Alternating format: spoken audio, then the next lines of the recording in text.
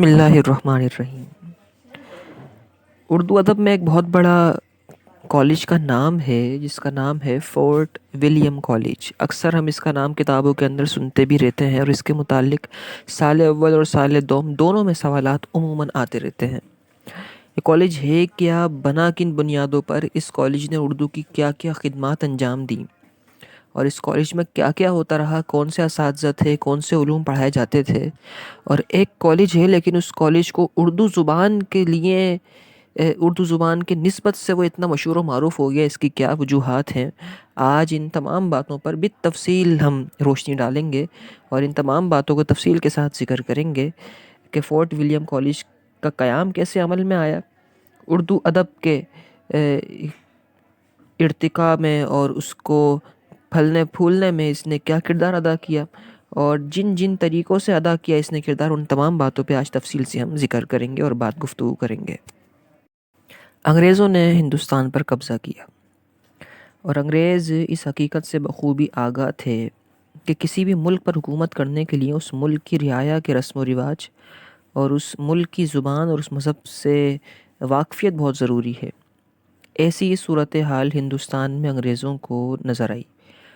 انہیں انگریزوں کو ہندوستان کے لوگوں کو سمجھنے کے لیے، ان کے رسوم اور رواج اور ان کی تہذیب کو سمجھنے کے لیے ہندوستان میں موجود زبانوں کو سمجھنا بہت ضروری تھا۔ انگریز اپنی زبان بولتے تھے انگریزی،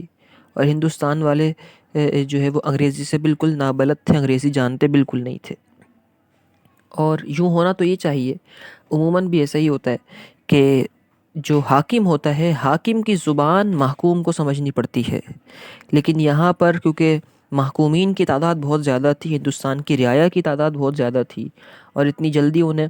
انگریزی زبان آ بھی نہیں سکتی تھی کیونکہ انگریزی زبان بالکل نئی زبان تھی ہندوستانیوں کے لیے۔ ہندوستانی تو بڑے فخر سے عربی اور فارسی زبانیں کہا کرتے تھے، اور اردو معلیٰ جس کو بہت اونچی اور اعلیٰ زبان کہا جاتا تھا، اردو معلیٰ میں گفتگو کیا کرتے تھے۔ انگریزی کو تو وہ کچھ سمجھتے ہی نہیں تھے، تو انگریزوں نے یہ مناسب سمجھا کہ ہم ان کو اپنی زبان نہیں سکھا سکتے، اسی لیے مناسب یہی رہے گا کہ ہم ان سے ان کی زبان سیکھ لیں اور پھر اس کے بعد اپنی زبان کا زہر ان کے اندر ایسا گھولیں کہ یہ اپنی زبان جو اردو، عربی، فارسی، سنسکرت، پراکرت زبانیں ہیں، یہ وہ بھی بھول جائیں۔ تو انگریزوں نے یہ سلسلہ اچھا، اس کے لیے جب انہوں نے سوچا کہ ہمیں ہندوستان کے اندر موجود زبانیں سیکھنی چاہیے، تو انگریزوں نے اپنے اپنے طور پر مختلف طریقوں سے مختلف زبانیں سیکھنا شروع کی جو ہندوستان کے اندر اس وقت رائج تھیں۔ تو یہ زبانیں انگریزوں کو اپنے اپنے طور پر سیکھنی پڑتی تھیں۔ جو جہاں کا گورنر جنرل ہے، جو جہاں کا حاکم ہے، جو جہاں کا لارڈ ہے، جس علاقے کا، کوئی لکھنؤ کا ہے تو کوئی دہلی کا ہے تو کوئی جو ہے وہ یو پی کا ہے، تو مختلف علاقوں کے اندر بسنے والے انگریزوں کو اپنے اپنے اعتبار سے اپنے اساتذہ رکھنے پڑتے تھے اور پھر وہاں پہ وہ اپنی اپنی زبانیں سیکھتے تھے۔ لیکن گورنر جنرل لارڈ ویلزلی، ایک گورنر جنرل گزرے ہیں ہندوستان کے، ان کو انگریزوں کی اس دشواری کا بڑا احساس ہوا کہ انگریزوں کو زبانیں سیکھنی پڑ رہی ہیں اور زبانیں سیکھنے کے لیے مناسب اساتذہ بھی نہیں ملتے، جو ملتے ہیں تو بعض کو تو سکھانی ہی نہیں آتی، اور اگر کسی کو سکھانی آ بھی جائیں تو وہ اس حد تک نہیں سیکھ پاتے کہ بالکل بول سکیں اور سامنے والوں کی زبان سمجھ سکیں۔ چنانچہ گورنر جنرل لارڈ ویلزلی نے سن 1800 میں کلکتہ کے اندر باقاعدہ فورٹ ولیم کالج کا افتتاح کر دیا، اور اس کالج کے اندر عربی، فارسی، اردو، سنسکرت اور بنگالی زبانیں سکھانے کا ایک بڑا اچھا انتظام کیا گیا۔ گویا کہ اس کالج کی بنیاد ڈالی ہی اس لیے گئی تھی کہ اس کالج کے اندر پھر جو ہندوستان کی زبانیں ہیں وہ سکھائی جائیں گی، خصوصاً اردو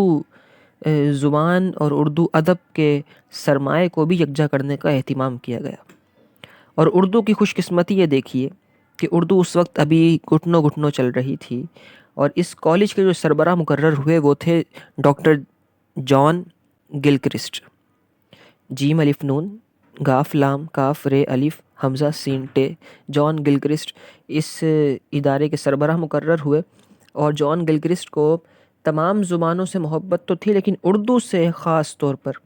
لگاؤ تھا، اور غیر معمولی دلچسپی اردو زبان میں رکھتے تھے۔ اس طرح فورٹ ولیم کالج ہندوستان میں تصنیف اور تالیف کا پہلا مرکز اور علمی ادارہ بن کے قائم ہو گیا۔ اس کالج نے اردو زبان اور ادب کی بیش بہا خدمات انجام دی اور لغت، تاریخ، اخلاق، مذہب، کہانیوں، قصوں وغیرہ وغیرہ کی ایک بڑی تعداد اس کالج کے اندر لکھی گئی، اور ان تمام کتابوں کے لکھنے کا مقصد ایک ہی تھا کہ ہندوستان میں موجود انگریزوں کو اردو زبان سکھائی جائے۔ ایک طرف تو یہ کالج اردو زبان پھیلانے کا ذریعہ بن رہا تھا، دوسری جانب اردو زبان چھاپنے کا ذریعہ بھی بن رہا تھا۔ یہاں پہ کتابیں چھپ رہی تھیں جو کہ ملک کے طول و عرض میں پہنچ رہی تھیں، اور اردو زبان اس طریقے سے وہ ایک وقت تو وہ تھا کہ صرف بولی جاتی تھی، اب اردو زبان وسیع پیمانے پر لکھی بھی جانے لگی، اور صرف لکھی نہیں جانے لگی بلکہ لکھنے کے بعد پھیلنے بھی لگی، اور اس کی کتابیں ملک کے مختلف حصوں میں جانے لگی۔ تو یہ وہ کردار تھا فورٹ ولیم کالج کا جو اس نے اردو کے لیے ادا کیا۔ تو ایک ایسی زبان جو ابھی گھٹنوں گھٹنوں چل رہی ہو، ابھی جسے مرزا غالب نے اور میر تقی میر نے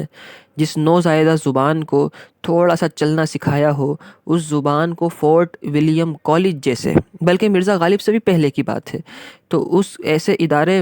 کو ایسی زبان کو فورٹ ولیم کالج جیسا ادارہ مل جائے اگر، تو پھر یہ اس زبان کی خوش قسمتی ہوا کرتی ہے۔ اردو زبان اور اردو ادب میں اس کالج نے ایک نمایاں انقلاب پیدا کیا، اور فورٹ ولیم کالج جو ہے تقریباً 54 سال تک قائم رہا، 54 ایئرز تک، اور ان 54 سالہ زندگی میں مشرقی زبانوں، مشرقی علوم، خصوصاً اردو زبان اور ادب کی گراں قدر خدمات اس کالج نے انجام دی، ایسی خدمات انجام دی جس کے نتائج بہت دور رس مرتب ہوئے۔ ہم یہاں کچھ پوائنٹس کی صورت میں اس کالج نے جو خدمات انجام دی ہیں اردو زبان کے لیے، اور اردو زبان کو کس کس طریقے سے فائدے پہنچائے ہیں، پوائنٹس کی صورت میں بیان، ویسے تو ہم نے تفصیل سے بیان کر ہی دیا ہے اس کالج کا پورا بیک گراؤنڈ، لیکن یہاں مناسب سمجھتے ہیں کہ پوائنٹس کی صورت میں بیان کر دیں تاکہ سمجھنے میں بھی آسانی ہو اور لکھنے والوں کو لکھنے میں بھی آسانی رہے۔ تو سب سے پہلی اور سب سے اہم بات اس کالج کے حوالے سے وہ یہ ہے کہ فورٹ ولیم کالج پہلا ادارہ تھا جس نے باقاعدہ اردو میں سلیس نگاری کی روایت قائم کی، کیونکہ یہ ادارہ بنا ہی اردو زبان کو پھیلانے کے لیے تھا، اردو کو آسان کر کے انگریزوں کو سکھانے کے لیے بنا تھا یہ ادارہ۔ تو اردو جو اس وقت بڑی مشکل سمجھی جاتی تھی، عربی اور فارسی کی نادر اور نایاب تشبیہات اور تراکیب اردو میں استعمال ہوتی تھیں، اس ادارے نے ان تمام چیزوں کو آسان کیا، سلیس کیا، سہل کیا اسے، اور پھر اس کو پھیلانا شروع کیا۔ اور فارسی کی تقلید میں جو اردو زبان کے اندر مکفّہ اور مسجع عبارت کا رواج تھا، اس کے خلاف اس کالج نے ایک نیا ادب پیش کیا جس کی بنیاد پر اردو ایک عام بول چال کی زبان بن گئی۔ کالج نے اردو نثر میں سادہ نگاری کی روایت کا آغاز کیا، اور پھر یہی وہ سادہ نگاری تھی جسے آگے چل کے مرزا اسد اللہ خان غالب نے اپنے خطوط کے اندر بیان کیا، اور یہی وہ سادہ نگاری تھی جس پر چلتے ہوئے سر سید احمد خان نے اپنی اردو میں جو انہوں نے اپنے مضامین لکھے سادگی کے ساتھ اور اردو کو آسان زبان بنایا، گویا کہ ان تمام چیزوں کی بنیاد ڈالنے والا جو ادارہ تھا وہ فورٹ ولیم کالج تھا۔ دوسرا پوائنٹ اس ادارے کا جو اس نے اردو کی خدمت کی وہ یہ کہ اردو ٹائپنگ کا پہلا جو پبلشر تھا، پبلش سینٹر تھا، مطبع خانہ، چھاپا خانہ جسے آپ کہہ سکتے ہیں، وہ اسی کالج کی طرف سے قائم کیا گیا، کیونکہ کالج کے نصاب کے لیے جو کتابیں ضروری سمجھی جاتی تھیں وہ پہلے ہندوستان کے مختلف مطبع خانوں سے چھپ چھپ کر آتی تھیں۔ اس کے بعد پھر جان گلکریسٹ نے خود کتابیں چھاپنے کی تجویز انڈین کاؤنسل کو پیش کی، اور پھر برٹش کاؤنسل سے وہ تجویز اپرووڈ ہو کے، منظور ہو کے ہندوستان جب واپس آئی، اور اس کے سلسلے میں بڑی بڑی بھاری بھرکم مشینیں لگائی گئیں، اور ہندوستان کے اندر سن 1801 میں اردو کا پہلا جو ہے وہ مطبع خانہ یعنی چھاپا خانہ وہ بن گیا، اور اس کی بنیاد ڈلی، اور اس پریس کے جو مالک تھے وہ ڈاکٹر جان گلکریسٹ خود تھے۔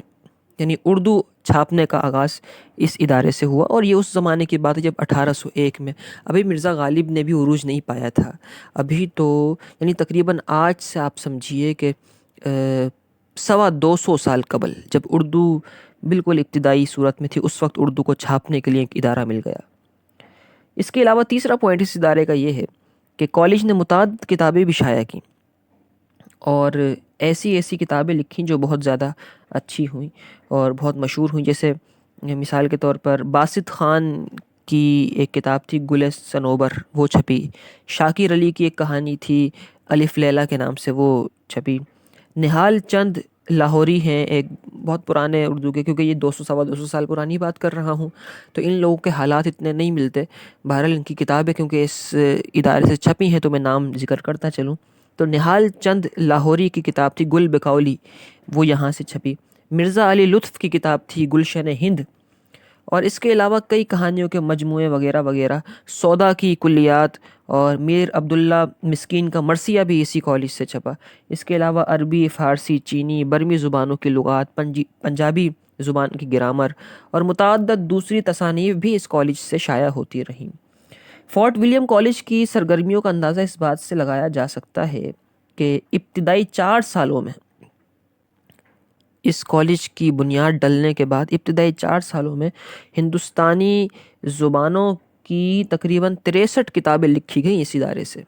اور وہ چھاپی بھی گئیں. اور مصنفین کی حوصلہ افزائی بھی اس ادارے میں کی جاتی تھی، اور جن کی کتابیں چھپ کر منظر عام پر آتی تھیں اور بکتی تھیں اچھی تعداد میں اور مشہور ہوتی تھیں، ان مصنفین کو انعامات اور اکرامات سے بھی نوازا جاتا تھا. اس طرح اردو کے مصنفین بھی پیدا ہونے لگے انعام حاصل کرنے کے لیے. اور صرف مصنفین پیدا نہیں ہوئے بلکہ ایک دوسرے کی دیکھا دیکھی اچھے سے اچھا لکھنے والے مصنفین پیدا ہوئے تاکہ انعام کے مستحق بن سکیں.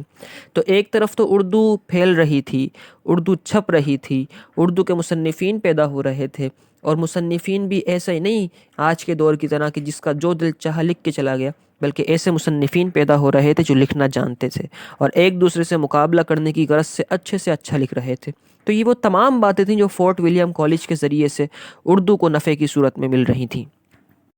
چوتھا پوائنٹ اس ادارے کے حوالے سے یہ ہے کہ ڈاکٹر جان گل کرائسٹ کیونکہ خود اردو زبان سے بڑی محبت اور دلچسپی رکھا کرتے تھے، تو انہوں نے اردو کے لیے باقاعدہ اس کالج کے اندر ایک شعبہ قائم کر دیا. شعبہ اس کا نام تھا شعبہ اردو، اور وہاں پر کتابوں کی تصنیف اور تالیف اور دیگر زبانوں سے اردو کے اندر کتابوں کے تراجم کیے جاتے تھے. تو اس طرح میر امن دہلوی، حیدر بخش حیدری، شیر علی افسوس، بہادر علی حسینی، کاظم علی جوان، نہال چند لاہوری، للو لال جی اور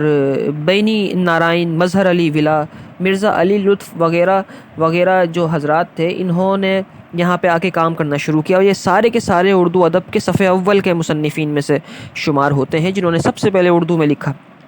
تو یہ تمام کے تمام ایک ساتھ جمع کرنے کا کردار بھی فورٹ ولیم کالج نے ادا کیا، یعنی تمام اچھے لکھنے والوں کو ایک پلیٹ فارم پہ لا کے کھڑا کر دیا. یہ ایک بہت بڑا کارنامہ ہے فورٹ ولیم کالج کا، جو کہ ہمیشہ ہمیشہ یاد رکھا جائے گا. لیکن یہاں یہ بات بھی یاد رہے، انگریز اردو ادب کی خدمت نہیں کر رہے تھے کہ ہم انگریزوں کو اردو کا محسن سمجھنا شروع کر دیں اور کہیں کہ اردو تو اصل پھیلانے میں انگریزوں کا ہی کردار ہے، کیونکہ اعمال تو نیتوں پر مبنی ہوتے ہیں نا. تو انگریز یہ نہیں چاہتے تھے کہ اردو کی خدمت ہو جائے، وہ تو یہ چاہتے تھے کہ اردو ہمیں آ جائے، اور اردو سیکھنے کی غرض سے یہ ایک ایسا انتظام اللہ کی طرف سے ہو چکا تھا کہ انگریز اردو سیکھ رہے تھے، دوسری طرف اردو پھل پھول رہی تھی اور ملک کے طول و عرض میں پہنچ رہی تھی. پانچواں فائدہ جو فورٹ ولیم کالج سے اردو کو ہوا وہ یہ تھا کہ فورٹ ولیم کالج کے قیام سے اردو زبان کو وسعت اور ہماگیری مل گئی،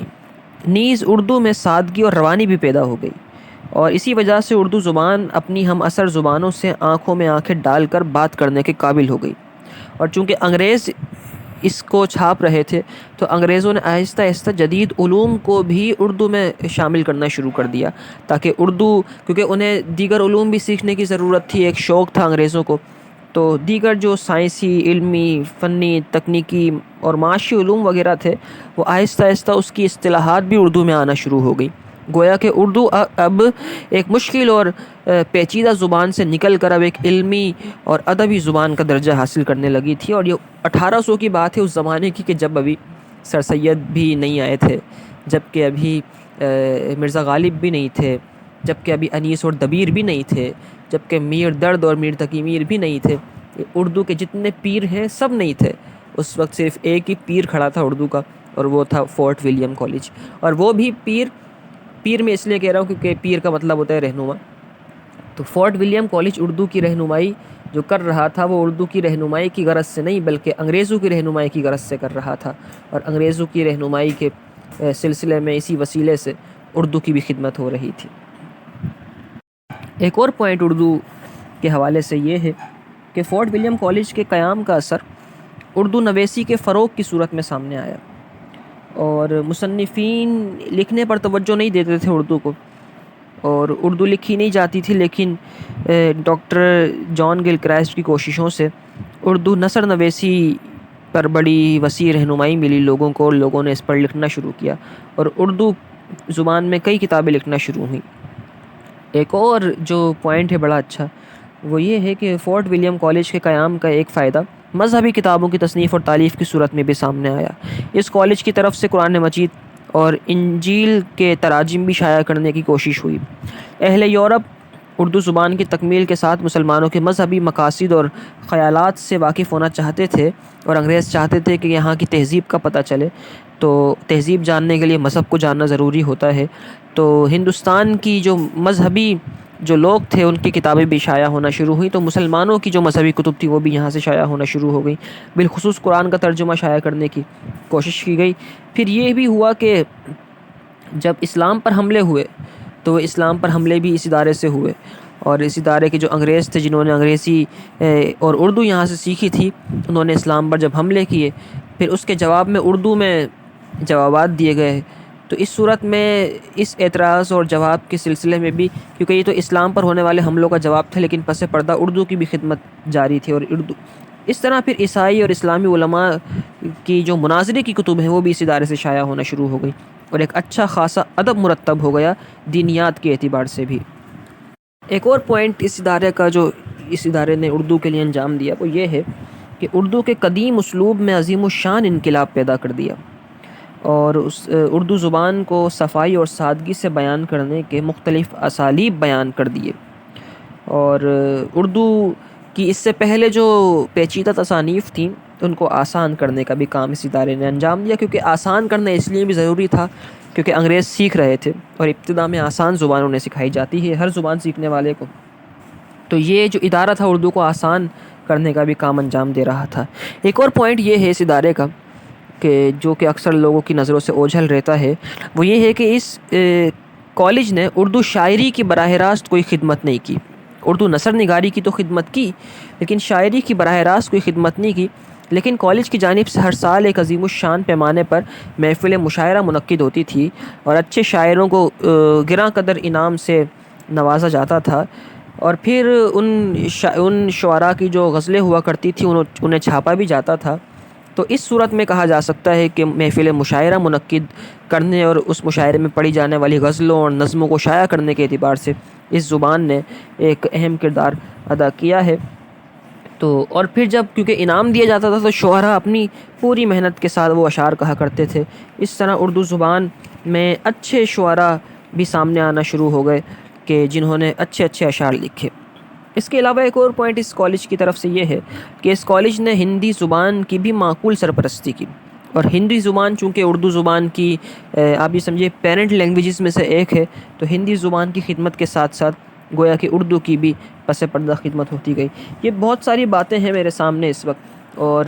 بہت ساری باتیں اس وقت اس موضوع پر مزید بھی کی جا سکتی ہیں، لیکن چونکہ لیکچر اتنا طویل ہو چکا ہے کہ یہ آگے جا نہیں سکے گا اگر میں اور مزید باتیں کروں۔ تو یہ ہے کہ یہاں پہ ختم کرتے ہیں اپنی بات کو مختصر سا خلاصہ بیان کر کے کہ فورٹ ولیم کالج نے اردو نثر کی ترقی میں سنگ میل کا کردار ادا کیا ہے۔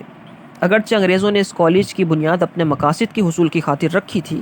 لیکن اردو نثر کے حوالے سے یہاں پر جو کام ہوا وہ آئندہ آنے والے نثر نگاروں میں رجحان کا باعث بن گیا۔ اگرچہ انگریزوں کا مقصد اردو کی ترقی اور ترویج نہیں تھا، بلکہ ان کا مقصد پورے ہندوستان پر قبضہ کرنا تھا، اردو زبان کو سیکھ کر، اور ہندی اور سنسکرت، پراکرت، فارسی، عربی کو سیکھ کر،